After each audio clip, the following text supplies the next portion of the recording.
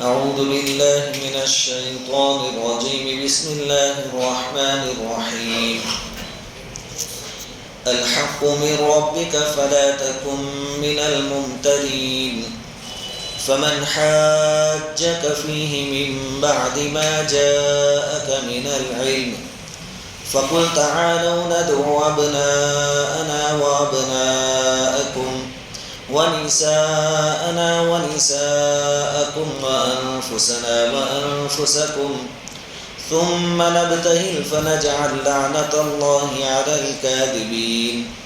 إن هذا لهو القصص الحق وما من إله إلا الله وإن الله لهو العزيز الحكيم. فإن تولوا فإن الله عليم بالمفسدين.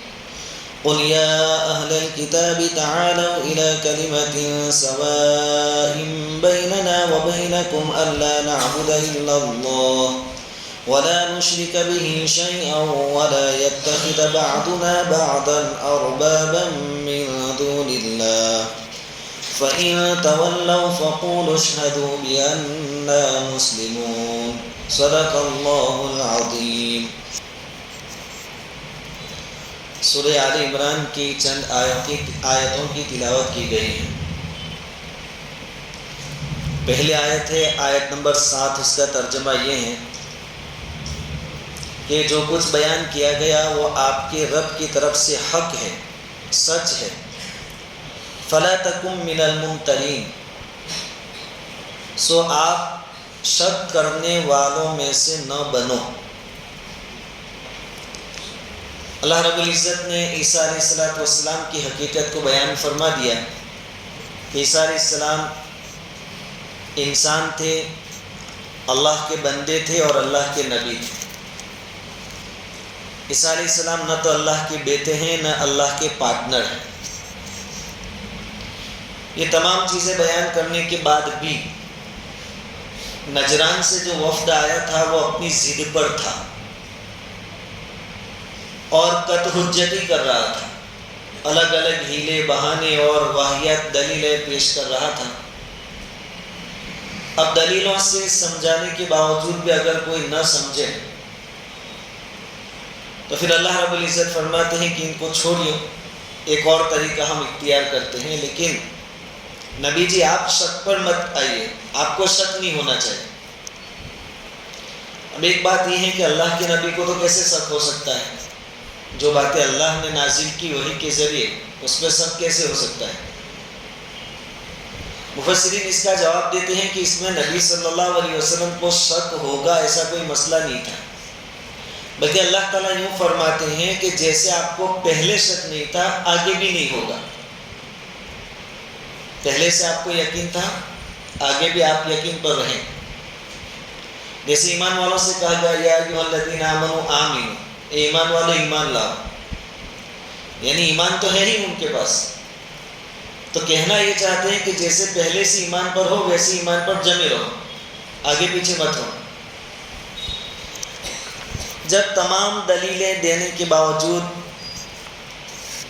وہ نجران کا جو وفد تھا وہ نہیں مانا تو اللہ تعالیٰ نے اپنے نبی صلی اللہ علیہ وسلم کو ایک اور طریقہ بتایا کہ چلو اس طریقے سے ان کو میدان میں لاؤ. فمن حاجک فیہ من بعد ما جاءک من العلم، کہ یقینی علم آ جانے کے بعد بھی اگر کوئی آپ سے حجت بازی کرتا ہے اور عیسیٰ علیہ السلام کو اللہ کا بیٹا قرار دینے کے اوپر ضد کرتا ہے اور آپ کی باتوں کو نہیں مانتا ہے تو آپ کہیے، فقل، آپ کہیے، تعالوا، آ جاؤ، ندعو ابناءنا و ابناءکم، کہ ہم اپنی اولاد کو لے کر آتے ہیں، تم اپنی اولاد کو لے کر آؤ. ونساءنا ونساءکم، ہم ہماری مستورات اور عورتوں کو لے کر آتے ہیں، تم اپنی مستورات اور عورتوں کو لے کر آ جاؤ. وانفسنا وانفسکم، اور ہم خود بھی آ رہے ہیں، تم خود بھی آ جاؤ، میدان میں آ جاؤ. ثم نبتہل، پھر ہم مباہلہ کریں. مباہلہ کہتے ہیں رو رو کر گر گرا کر اللہ سے اس بات کی دعا کرنا کہ جو جھوٹا ہو اپنی بات میں اس پر تیری لعنت نازل کر۔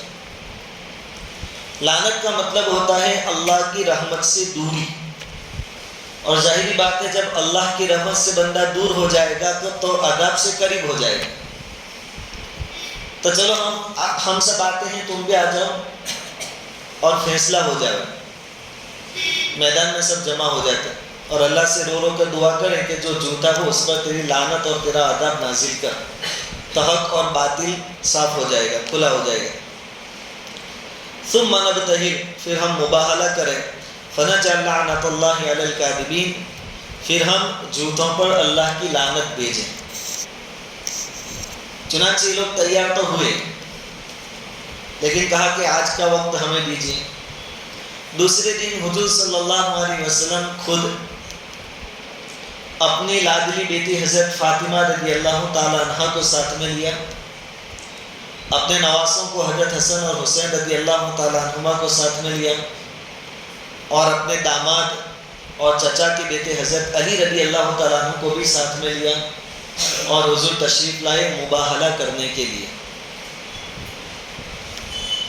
اب ادھر جو وفد تھا ان کا تو مشورہ رات سے ہو گیا تھا، چونکہ وہ بھی عیسائی عالم تھے، ان کو بھی معلوم تھا کہ یہ نبی سچے ہیں، لیکن ایک دو کی رائے تھی کہ نہیں مباہلہ کرنا چاہیے، اس لیے میدان میں تو آئے، لیکن انہوں نے دیکھا کہ حضور تو پوری تیاری کے ساتھ آئے، تو انہوں نے پھر مشورہ کیا۔ تو ان کا جو مین آدمی تھا اس نے کہا کہ جب بھی کسی نبی نے مباہلہ کیا ہے سامنے والا ہلاک ہو گیا ہے، اس لیے ہماری سلامتی اس میں ہے کہ ہم مباہلہ نہ کریں بلکہ صلح کر لیں، مصالحہ کر لیں۔ صلح کریں گے تو وہی جزیہ اور ٹیکس والا آپشن ہمارے سامنے آئے گا، ہم اس کو منظور کر لیتے ہیں۔ چنانچہ حضور کی خدمت میں آئے اور کہا کہ ہمیں مباہلہ نہیں کرنا ہے، ہم آپ جو شرطیں قرار دیں گے ہم اس کو منظور کرتے ہیں۔ حضور صلی اللہ علیہ وسلم نے کہا کہ ٹھیک ہے، جزیہ دینے کے لیے تیار ہو جاؤ۔ تو پھر جزیے میں کیا نکی ہوا کہ ہر سال 2000 جوڑ کپڑے وہ لوگ بھیجیں گے یمن سے مسلمانوں۔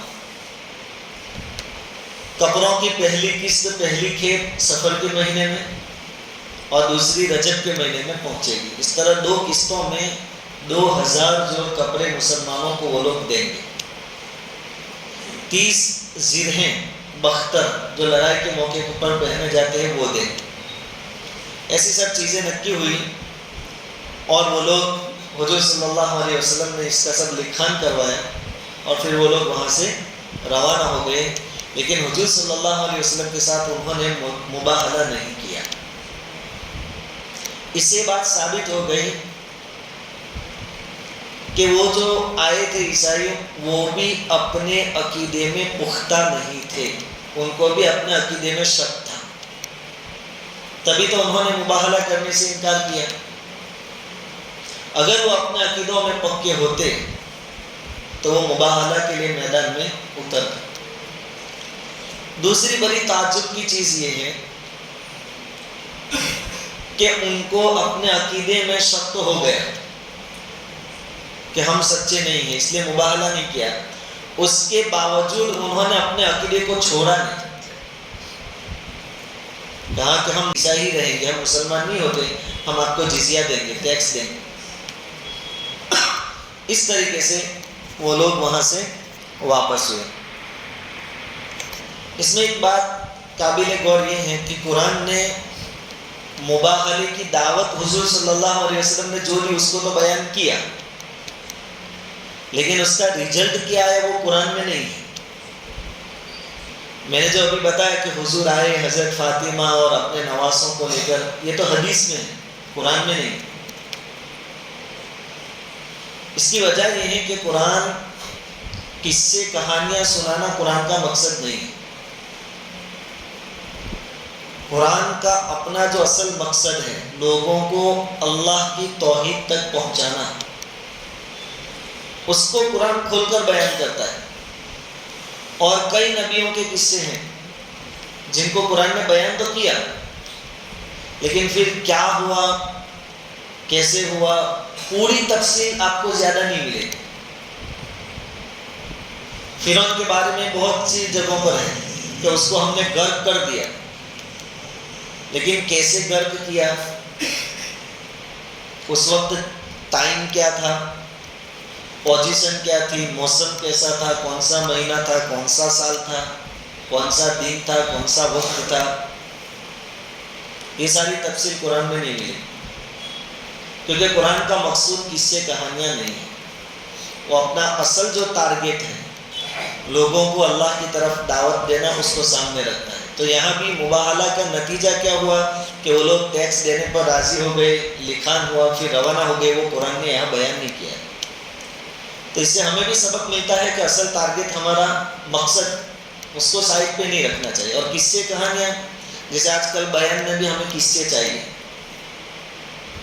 کوئی قصہ سناوے وہی اچھا بیان. اور اس کا اثر یہ ہوا کہ بیچارے مولانا لوگ جو ہوتے ہیں بیان کرنے والے، وہ بھی اب قصے بغیر پبلک کو چین پڑتا نہیں ہے، تو وہ بھی کہاں کہاں سے قصے ڈھونڈ کر لاتے ہیں. صحیح تو صحیح، غلط تو غلط، ضعیف تو ضعیف، من گڑت تو من گڑت. پوزیشن اس سے اور آگے بڑھ رہی. اب پبلک کی ڈیمانڈ ہے کہ مقرر صاحب نجم بھی سنائیں گے، تو اب یہ گلے پھاڑ پھاڑ کر نجم بھی سنا رہے ہیں، کیونکہ وہ بھی جانتے کہ اس کے بغیر بیان سکسیس ہونے کا نہیں. اس سے آگے بڑھے کہ کسی طرح اپنی گھڑاکی ہاتھ سے جاوے نہیں، تو قوالیاں بھی سنا رہے ہیں. اور پبلک کو اپنی گرفت میں رکھنے کے لیے کہ ہاتھ سے چھوٹ نہیں جاوے مجمع، اجانے بھی سنا رہے ہیں بیان کے بعد. آپ حدیث کی کتابیں اٹھائیے، جتنے ہم بیانات کرتے ہیں وہ کہاں سے کرتے ہیں؟ قرآن سے اور حدیث سے. کیا حضور نے کبھی ایسا کیا؟ یا اجان دے کر، یا صحابہ کرام نے یہ طریقہ اختیار کیا؟ یہ نہیں ہے، یہ امت کا مزاج بگاڑا ہے. اور اب یہ باتیں ایسی ہے کہ بولنے جاوے تو بعضوں کو ایسا لگے گا کہ مول صاحب کو کوئی جلن ہوتی ہوگی کسی سے. بات ایسی نہیں ہے، مزاج بگڑا، لیکن امت کا مزاج بگڑا. اس سے میں نے پڑھا بھی ہے اور سنا بھی ہے کہ ماضی قریب میں یہ ہمارا جو ڈابیل مدرسہ ہے، وہاں بڑے بڑے اکابر پڑھاتے تھے. علامہ انور شاہ کشمیری رحمۃ اللہ علیہ بھی پڑھاتے تھے. وہ چوٹی کے عالم، وہ لوگ بغیر اطلاع دیے آس پاس کے گاؤں میں خود چلے جاتے تھے. نمازوں کے بعد خود کھڑے ہو کر اعلان کرتے تھے کہ تھوڑی دیر تشریف رکھنا، دین کی بات ہوگی. اور بات میں کیا کرتے تھے؟ نماز میں اتنے فرائض ہیں، نماز میں اتنے واجبات ہیں، وضو اس طریقے سے کیا جاتا ہے، یہ ان کے بیان ہوتے تھے. تو اس وقت برکت بھی تھی. آج بیان تو بہت ہو رہے ہیں، لیکن اس کا نتیجہ کچھ نہیں. آدمی کو بیان سننے کے بعد آخر میں یاد کیا رہتا ہے؟ کوئی اچھا وظیفہ بتائے، وہ قرض کی ادائیگی کا یا بیماریوں سے بچنے کا، وہ یاد رہتا ہے. اس کے سوا کہیں ہوتا بھی نہیں ہے بیان میں زیادہ. اب یہ صرف کان کے مزے باقی رہ گئے ہیں، قرآن کا یہ مزاج نہیں ہے. اور پھر سے کہہ رہا ہوں کہ مجھے کسی اس کے بارے میں یہ نہیں ہے، لیکن مزاج جو بگڑا ہے امت کا، اس لیے پھر سیدھے سادے بیانات لوگوں کو پسند نہیں آتے. اور ہمارے یہاں تو اب دل کی بات کہہ ہی دیتا ہوں، بڑی عجیب سسٹم ہے. باہر سے جو علماء آتے ہیں ان کے ساتھ سلوک الگ ہے، اور یہاں کے مقامی علماء کے ساتھ سلوک الگ ہے. دکھلاوے ہمارے یہاں بہت زیادہ ہے، بہت زیادہ. یہاں ہفتے بھر کے ماحول کو سامنے رکھ کر جمعہ میں بیان کیا جاتا ہے. یہاں کیا چل رہا ہے، پبلک میں کیا بیماریاں ہیں، کون سا بیان ان کے سامنے کرنا چاہیے. تو وہ بیان سننے نہیں بیٹھے. اور باہر سے جو علماء آئیں گے تو خالی خالی آگے پیچھے ادھر ادھر، یہ سب دکھلاوے کی دنیا ہے. لیکن قرآن نے ہمیں سبق دیا ہے مقصد کو سامنے رکھ کر چلنا ہے. اس لیے یہاں پر مباہلے کا نتیجہ کیا نکلا قرآن نے بیان نہیں کیا ہے. قرآن نے بس مباہلہ کرو ایسا کہہ دیا. باقی کی ساری تفصیل ہمیں حدیثوں سے ملتی ہے کہ وہ لوگ مباہلے کے لیے تیار نہیں ہوئے. قرآن نے تو صرف کیا کہہ دیا، ان ھذا لہو القصص الحق، یہی سچی باتیں ہیں. وما من الہ الا اللہ، اللہ کے علاوہ کوئی معبود نہیں ہے. وَإِنَّ اللَّهَ لَهُوَ الْعَزِيزُ الْحَكِيمُ، یقیناً اللہ زبردست ہے، حکمت والے ہیں۔ فَإِن تَوَلَّوْا، اتنی ساری دلیلیں دینے کے بعد بھی اگر وہ منہ پھیرتے ہیں اور حق کو قبول نہیں کرتے ہیں، فَإِنَّ اللَّهَ عَلِيمٌ بِالْمُفْسِدِينَ، تو اللہ تعالیٰ فسادیوں کو اچھی طرح جانتا ہے، اب جب جانتا ہے تو ان سے نمٹ بھی لے گا۔ انہوں نے یہ جاننے کے باوجود کہ اسلام سچ ہے، یہ سچے نبی ہیں، اور ان کو یہ یقین تھا کہ مباہلہ کریں گے تو ہم ہلاک ہو جائیں گے، اس لیے تو انہوں نے مباہلہ نہیں کیا، پھر بھی انہوں نے ایمان تو قبول نہیں کیا۔ اس کی وجوہات کہ کیوں نہیں کیا جانتے بوجھتے بہت ساری ہیں، لیکن قرآن نے اس کی طرف اشارہ کر دیا کہ مفسدین کا یہ کام ہے، فساد مچانے والوں کا۔ اور قرآن نے جگہ جگہ وَلَا تُفْسِدُوا فِي الْأَرْضِ، زمین میں فساد مت پھیلاؤ، یہ کہا ہے۔ وہ کس ضمن میں کہا ہے؟ ان لوگوں کے بارے میں کہا ہے جو حق کو جانتے بوجھتے ہونے کے باوجود مانتے نہیں، ان کو فاسد کہا ہے، فساد مچانے والے، مفسد۔ قرآن نے ان کو مفسدین کہا ہے کہ جو حق بات جانتے ہیں لیکن مانتے نہیں۔ یہ جو وفد آیا تھا وہ بھی جانتا تھا، لیکن آگے میں نے کہا کہ ان کا جو پادری تھا اس نے کہا کہ اگر ہم مسلمان ہو جائیں گے تو ہماری چودراہٹ ختم ہو جائے گی، تحفے جو ملتے ہیں وہ ختم ہو جائیں گے، لوگ ہمارے کنٹرول میں وہ ہاتھ سے چلے جائیں گے اور ہمیں خود اسلام کی غلامی کرنی پڑے گی، اس لیے ہم تو ایمان لانے والے نہیں ہیں۔ اب ایک اور چیز کہ مباہلہ آج کے دور میں ہو سکتا ہے کہ نہیں ہو سکتا، تو اس میں علماء کی دو رائے ہیں۔ ایک رائے ہے کہ آج بھی مباہلہ ہو سکتا ہے، کہ اگر حق اور باطل کے بارے میں پہلا اسٹیپ تو یہ ہے کہ دلیلوں سے اپنی بات کو ثابت کرے، لیکن اگر دلیلیں سب دینے کے باوجود بھی سامنے والا مانتا نہیں ہے تو اس طریقے سے ہم کہہ سکتے کہ بھائی آ جاؤ، ہم دونوں اللہ تعالیٰ سے دونوں پارٹی خوب رو رو کر گر گرا کر دعا کریں، بد دعا کریں کہ جو جھوٹا ہو اس پر اللہ کی لعنت۔ اور اس میں اپنے بچوں کو، بیوی کو، سب کو بلانا ضروری نہیں، حضور نے بلایا تھا لیکن ہمارے لیے ضروری نہیں۔ حضور نے کیوں بلایا تھا؟ ہماری زبان میں کہیں تو واقعے کی گمبھیرتا بیان کرنے کے لیے، کہ آدمی کسی غلط بات پر اپنے آپ کو تو داؤ پر لگا سکتا ہے لیکن اپنی اولاد کو اور بیوی بچوں کو نہیں لگا سکتا۔ تو حضور جو اپنے بچوں کو لائے اور عورتوں کو لانے کا کہا اور اپنی بیٹی کو لائے، داماد کو لائے، اس بات کی طرف اشارہ تھا کہ مجھے بالکل یقین ہے کہ میں سچا ہوں، تبھی تو میں ان سب کو داؤ پر لگا رہا ہوں۔ اور اس سے وہ لوگ ڈر بھی گئے تھے کہ آدمی خود تو داؤ پر لگا سکتا ہے لیکن ان کو نہیں، یہ سب کو لے کر آئے، اس کا مطلب یہ کہ یہ سچے ہیں۔ لیکن آج اگر کوئی مباہلہ کرے تو اس کو ان سب کو لانے کی ضرورت نہیں۔ علماء کی دوسری ایک جماعت کہتی ہے کہ مباہلہ نہ کرنا ہی اچھا ہے آج کے دور میں، کیونکہ وہ تو نبی تھے، حضور صلی اللہ علیہ وسلم۔ آج اگر ہم، اور ان کو تو اللہ تعالیٰ نے حکم دیا تھا قل تعالوا، کہ نبی آپ کہیے کہ آ جاؤ، ہم تو کوئی نبی ہے نہیں کہ ہم کو اللہ کہے وہی آئے کہ چلو مباہلہ کرو، ہم کریں گے تو اپنی طرف سے کریں گے۔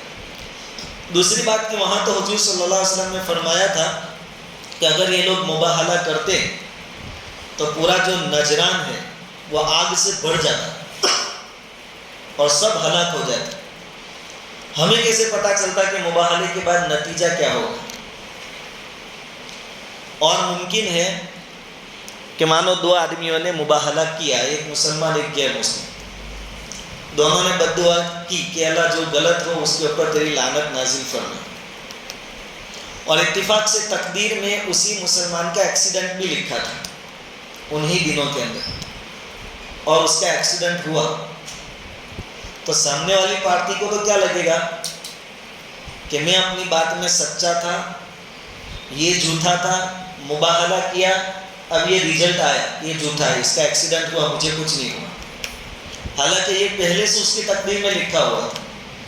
اب وہ پوری زندگی اپنے باطل پر جمع رہے گا، بلکہ اور مضبوط ہوگا کہ میں سچا ہوں، ہم نے مباہلہ کیا، اس کا ایکسیڈنٹ ہو گیا، اس کا نقصان ہوا، مجھے کچھ نہیں ہوا، اس کو اٹیک آیا، مجھے کچھ نہیں ہوا۔ ایسا ہو سکتا ہے، اس لیے علماء کہتے ہیں کہ آج کے دور میں مباہلہ نہیں کرنا چاہیے۔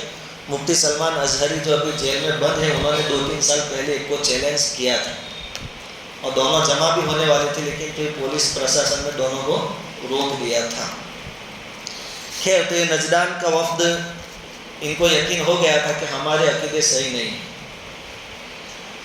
اب جب سامنے والی جماعت نے، سامنے والی پارٹی نے مان لیا کہ اپنے عقیدے برابر نہیں ہیں، تب ان کو ایک نئے انداز سے دین کی دعوت پیش کرنا ہے، کیونکہ حضور صلی اللہ علیہ وسلم کی انتہائی کوشش یہ ہوتی تھی کہ تمام ایمان میں داخل ہو جائیں، اس لیے آپ بار بار سمجھانے کے لیے تشریف لے جاتے تھے۔ تو پہلے ہی عیسائیوں کو دلیلوں سے سمجھایا، قرآنی آیتوں سے سمجھایا، عقلی دلیلوں سے سمجھایا، نہیں مانے، مباہلے کا چیلنج دیا، اس میں بھی وہ پیچھے ہٹ گئے۔ تو ابھی ان کو جانے سے پہلے حضور صلی اللہ علیہ وسلم کی طرف یہ تھی کہ اور دعوت دی جائے۔ اللہ تعالیٰ نے وہ دعوت کیسے دینی ہے وہ طریقہ بتایا۔ قل، اے نبی جی آپ کہیے، یا اہل الکتاب، اے اہل کتاب، تعالوا الی کلمۃ سواء بیننا وبینکم، کہ ایک ایسی بات کی طرف آ جاؤ تم اور ہم جس میں برابر ہیں، یعنی وہ بات ہم بھی مانتے ہیں تم بھی مانتے ہیں، اس بات کی طرف آ جاؤ۔ اور وہ بات کیا ہے؟ اللہ نعبد الا اللہ، کہ ہم اللہ کے علاوہ کسی کی عبادت نہ کریں۔ یہ جو نصارہ ہیں ان کا پہلے بھی دعویٰ تھا کہ ہم موحد ہیں، ایک اللہ کو ماننے والے ہیں، اور آج بھی ان کا دعویٰ ہے کہ ہم توحید پرست ہیں۔ حالانکہ عیسیٰ علیہ السلام کو اللہ کا بیٹا مانتے ہیں یا پھر اللہ کا ایک پارٹ اور حصہ مانتے ہیں، لیکن ان کا دعویٰ کیا ہے؟ توحید۔ اور ان کی انجیل کے اندر تعلیم بھی توحید کی تھی کہ ایک اللہ کے علاوہ کوئی عبادت کے لائق نہیں۔ یہودیوں کا بھی آج دعویٰ ہے کہ ہم موحد ہیں، ملت ابراہیمی پر ہیں ہم، حالانکہ حقیقت میں ہے نہیں، لیکن ان کی تورات میں بھی یہی باتیں لکھی تھی، اللہ رب العزت نے یہی باتیں نازل فرمائی تھی کہ ایک اللہ کو مانو، اللہ کے ساتھ کسی کو شریک نہ کرو۔ تو عیسائیت میں بھی توحید ہے، تورات کی تعلیم میں بھی توحید، اور قرآن میں بھی توحید۔ تو حضور کہتے ہیں کہ اس کی طرف آ جاؤ، جو چیزیں ہمارے درمیان مشترک ہے، جس کو ہم بھی مانتے تم بھی مانتے، اس کی طرف آ جاؤ کہ ہم اللہ کے علاوہ کسی کو معبود نہ بنائیں اور اس کے ساتھ کسی کو شریک نہ کریں، شرک نہ کریں۔ وَلَا يَتَّخِذَ بَعْضُنَا بَعْضًا أَرْبَابًا مِّن دُونِ اللَّهِ، اور ہم میں سے بعض کو اللہ کے علاوہ معبود نہ بنائے، رب نہ بنائے، یعنی اللہ کے ساتھ دوسروں کی عبادت۔ ایک صحابی حضرت عدی بن حاتم طائی رضی اللہ تعالیٰ عنہ، عدی، وہ پہلے نصرانی تھے پھر مسلمان ہوئے۔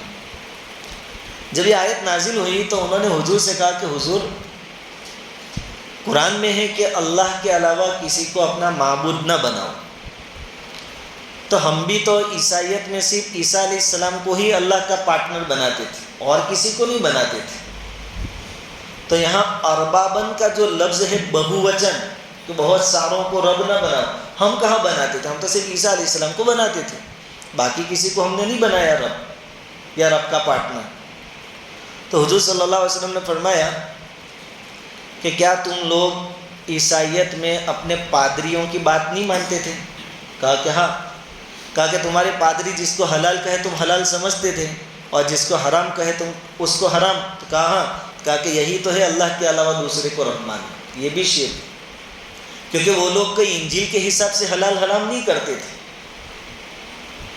وہ لوگ تو انسانوں کو دیکھ کر حلال اور حرام کرتے تھے۔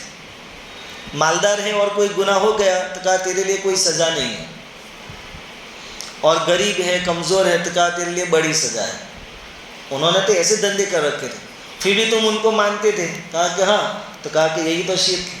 اس لیے اللہ نے کہا کہ آؤ ہم اللہ کے علاوہ کسی کو اپنا رب نہ بنائیں۔ اب یہ ہمارے جو پیر مرید والے لوگ ہیں ان کا بھی یہی سسٹم ہے، بابا جو بولے وہ کرتے ہیں، تو یہ بھی گویا ایک طرح کا اللہ رب العزت کے ساتھ کیا ہے؟ شرک ہے۔ اصل حکم تو اللہ کا ہے، نہ کسی مفتی کا، نہ کسی مفسر کا، نہ کسی محدث کا۔ بلکہ جیسے کل بھی میں نے کہا کہ بھائی پہلے دن جو شان نزول بیان کیا اس میں بھول تھی تو مجھے بھی رجوع کرنا پڑا۔ مفتی، محدث، مفسر سب شریعت کے تابع، کسی کا کچھ اس کے سامنے چلتا نہیں ہے، ہر ایک کو اسلام کے سامنے اپنی گردن جھکانی پڑتی۔ اور ان نصرانیوں نے یعنی عیسائیوں نے اور یہودیوں نے اپنے علماء کے سامنے گردن جھکائی تھی، اور علماء نے مالداروں کے سامنے جھکا دی تھی۔ یہ اللہ رب العزت نے بیان فرمایا کہ آؤ ایک کلمے کی طرف جس کو ہم بھی مانتے تم بھی مانتے۔ قرآن کی بھی یہی دعوت، انجیل کی بھی اور تورات کی بھی، کہ ایک اللہ کی عبادت کریں، ایک توحید پر ہم سب آ جائیں اور اللہ کے علاوہ کسی کو اپنا رب نہ بنائیں۔ فَإِن تَوَلَّوْا، اب دلیلوں سے بات نہیں مانی، حالانکہ دلیل کا جواب نہیں تھا، مباہلے کے لیے تیار نہیں ہوئے، حالانکہ ان کو یقین آ گیا کہ ہمارے عقیدے غلط ہیں۔ اب اس طریقے سے تم سمجھا رہے ہو توحید کی دعوت جو ان کی کتاب میں ہے، پھر بھی اگر نہیں مانتے ہیں تو اللہ تعالیٰ فرماتے ہیں فَإِن تَوَلَّوْا، اتنا کرنے کے بعد بھی اگر وہ منہ پھیرتے ہیں، نہیں مانتے ہیں، مسلمان نہیں ہوتے ہیں، فَقُولُوا اشْهَدُوا، تو یہ مسلمانوں تم ان سے کہو کہ تم گواہ رہنا بِأَنَّا مُسْلِمُونَ، کہ ہم تو مسلمان، ان کو گواہ بنا دو اپنے مسلمانوں۔ یہ بھی دعوت کا ایک طریقہ ہے۔ چلو اب سب ہم نے دلیلوں سے سب سمجھا دیا، تم نہیں مانتے، کہہ نہیں، باقی ہم مسلمان۔ اس سے دعوت کا ایک اسلوب اور طریقہ ہمارے سامنے یہ بھی آیا کہ ہم دلیل کی دنیا میں پہلے قدم رکھ کے سب سمجھا دیں، پھر بھی سامنے والا نہ مانے تو اپنی حقیقت تو ان کو بتا دیں، ان کے ہاں میں ہاں نہ پڑے کہ ٹھیک ہے بھائی تو نہیں مانتا، وہ تیری مرضی، وہ تیرا مسئلہ، لیکن تو گواہ رہنا میں تو مسلمان، اپنا مسلمان ہونا ڈکلیئر کرے، ظاہر کرے ان کے ساتھ کہ میں تو اللہ کو مانتا ہوں۔ اس لیے قل یا ایھا الکافرون میں کہا گیا لا اعبد ما تعبدون، جس کو تم پوجتے ہو میں ان کو نہیں مانتا، ولا انتم عابدون ما اعبد، اور جن کی میں عبادت کرتا ہوں اس کو تم نہیں مانتے، لکم دینکم ولی دین، تمہارے لیے تمہارے دین، میرے لیے، لیکن میرے لیے میرا دین، یہ بھی بولنے کا، یہ بھی ان کو بتانے کا کہ میں تو مسلمان ہوں، تم نہیں ہو تو تمہارا مسئلہ تم جانا۔ یہ بھی دعوت کا ایک طریقہ، ہاں ٹھیک ہے برابر ہے، یوں کر کے نہیں، اپنی دعوت اخیر میں سکہ مار کے جانے گا کہ میں تو مسلمان ہوں اور تو گواہ ہے۔ قیامت کے دن یہ لوگ گواہی بھی دیں گے کہ ہاں یہ تو مسلمان تھے، اور خود مسلمان نہ ہونے کی وجہ سے وہ جہنم میں جائیں گے، لیکن ہمیں ہماری ان کی گواہی کا اتنا فائدہ تو ہو جائے گا۔ بہرحال یہ تقریباً 20-25 آیتیں لگاتار حضرت عیسیٰ علیہ السلام کے بارے میں تھے۔ اب خطاب کا رخ ہوا ہے وہ جو وفد آیا تھا ان کی طرف۔ ابھی تھوڑی گفتگو آگے چلے گی ایک آدھ صفحے تک، اس کے بعد ٹاپک چینج ہوگا، لیکن قرآن میں اصل دعوت تو توحید کی ہی ہے۔ قرآن کے بنیادی مقاصد 3 ہیں، توحید یعنی یہ ثابت کرنا کہ اللہ کے علاوہ کوئی عبادت کے لائق نہیں اور وہ اکیلا ہے۔ دوسرا قرآن کا ٹاپک ہے رسالت، یعنی اللہ نے جن بندوں کو رسول اور نبی بنا کر بھیجا ان کی رسالت کو ماننا۔ اور تیسرا قرآن کا ٹاپک ہے مرنے کے بعد کی زندگی کا یقین دلانا۔ اور مفسرین فرماتے ہیں کہ ویسے آدمی اگر باریک نظر سے دیکھے تو کوئی آیت توحید سے خالی نہیں ہے، کوئی آیت توحید سے خالی نہیں۔ قرآن تمام آیتوں میں کسی نہ کسی اینگل سے آخر میں توحید کا نچوڑ نکلتا ہے۔ یہ ہے لاجواب قرآن کہ جو دعوت ہے وہ ہر آیت کے اندر موجود ہے۔ اللہ کا شکر ہے، اللہ نے ہمیں موحد بنایا ہے، اب اس پر جمے رہنے کے اللہ تعالیٰ سے ہمیں دعا کرنی چاہیے۔ اللہ رب العزت جب تک ہمیں اس دنیا میں باقی رکھیں، ایمان اور عقائد کی سلامتی کے ساتھ زندگی عطا فرمائے۔